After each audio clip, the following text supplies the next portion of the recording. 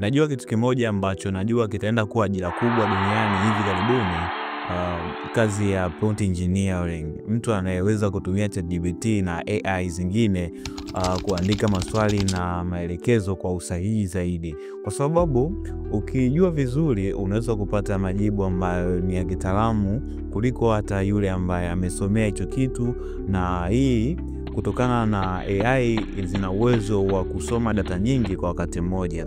Na sasa nataka nikwambie siri hii. Kwa nini watu wengi wanaposema ChatGPT inatoa majibu ya uongo? Kitu ambacho mimi nimesema sio kweli kabisa. Tatizo ni kwamba watu wengi hawajui kuitumia AI.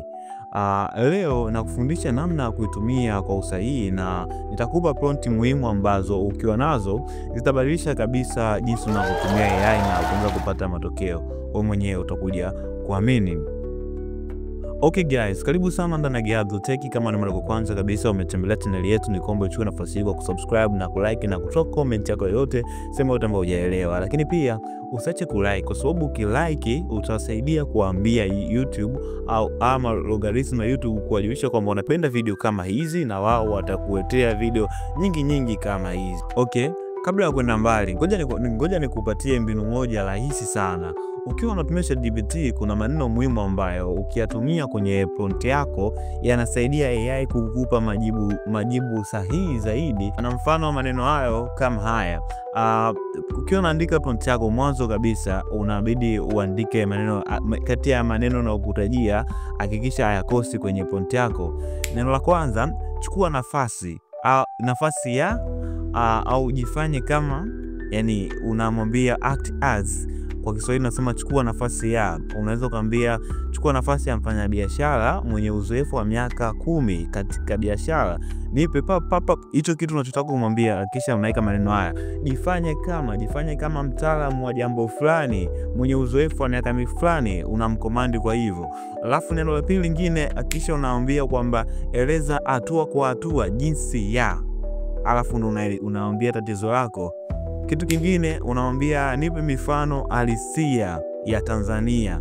Ani kama umwambie bwana, labda njia ya kutibu ugonjwa fulani au tatua kitu fulani, nipe na mifano asilia, kwa sababu ya data nyingi kwa hata kusaidia kuchambua mifano asilia na kuletea.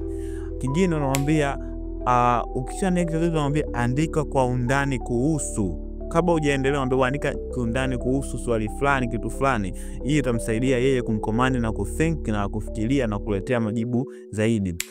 Au kingine unamwambia eleza kama mimi ni mwanafunzi, au eleza kama mimi beginner, sijui chochote.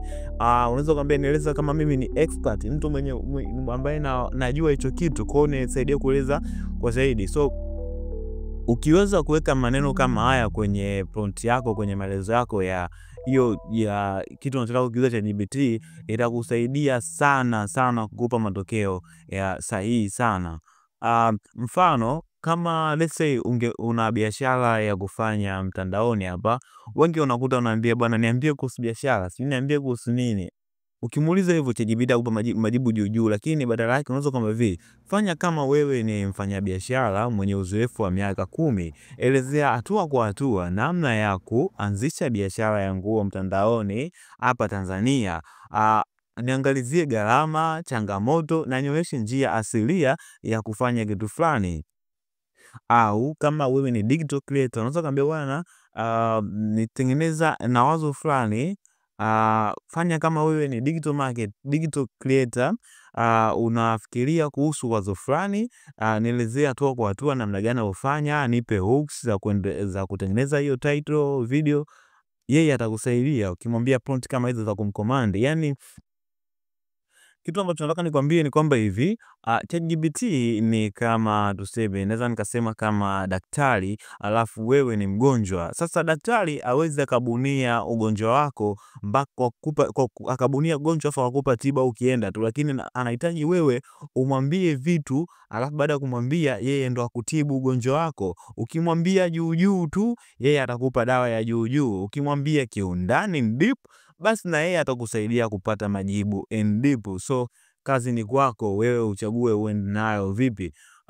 Kwa hiyo na imani kwamba baada ya hii video elimu yako kuhusiana na ChatGPT itabadilika, na kitu ambacho nakusihi ujifunze sana kutumia hizi AI, kwa sababu naamini kwamba ndio ajira kubwa ambayo inakuja kutokea kutokana na uwepo wa hizi AI ambazo kama Google V3 ni Google Neo Banana, ni AI ambazo zinahitaji mtu mwenye uwezo wa kuandika prompt engineering.